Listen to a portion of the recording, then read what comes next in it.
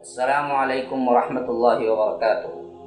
ناظرین کرام، اس چینل کو ابھی تک جنہوں نے سبسکرائب نہیں کیا ہے برائے مہربانی سبسکرائب کریں اور ہر دن کی اپڈیٹ کے لیے آپ بیل بٹن دبا کر ہمارے ساتھ تعاون فرمائیں۔ جزاکم اللہ خیرا۔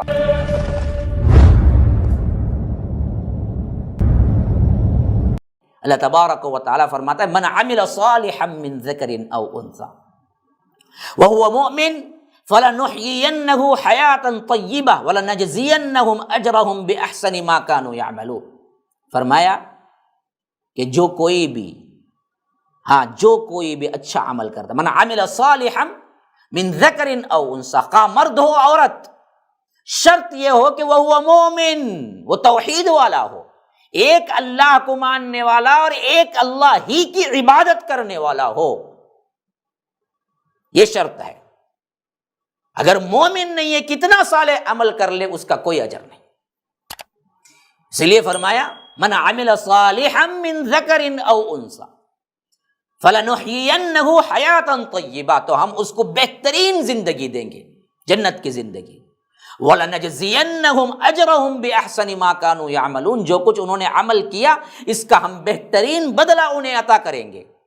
لیکن اگر وہی چیز عقیدہ فاسد ہے، اللہ ایک کی عبادت میں کسی اور کو بھی شریک کیا ہے، تو فرمایا کہ وَلَقَدْ أُوحِيَ إِلَيْكَ وَإِلَى الَّذِينَ مِن قَبْلِكَ لَئِنْ أَشْرَكْتَ لَيَحْبَطَنَّ عَمَلُكَ وَلَتَكُونَنَّ مِنَ الْخَاسِرِينَ، کہ ہم نے آپ کو اور اس سے پہلے جتنے انبیاء ان سب کو ہم نے وحی کی یہی کہ اگر تم شرک کرو گے، لَئِنْ أَشْرَكْتَ، اللہ کے رسول آپ بھی کریں گے، لَيَحْبَطَنَّ عَمَلُكَ، آپ کے عمل بھی ضائع ہو جائیں گے۔ اللہ اکبر،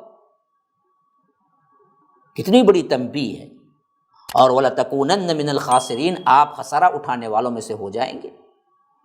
اور تمام انبیاء کرام کو جب خطاب کیا سورہ انعام کے اندر، رب العالمین نے آیت نمبر 88 سے اوپر تقریباً 4-5 آیتیں جن میں انبیاء کرام کے 18 نام آئے،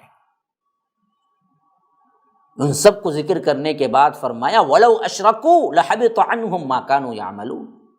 انعام کھول کے پڑھ لیجئے ایک مرتبہ آپ کو اگر شک ہے، آیت نمبر 88 پر 8 فرمایا کہ اگر یہ 18 انبیاء جن کے نام اوپر آئے، اگر ان کے اندر بھی کوئی شرک کرتا، لَحَبِطَ عَنْهُمْ مَا كَانُوا يَعْمَلُونَ، ہم تمام کے تمام اعمال ان کے غارت کرتے تھے۔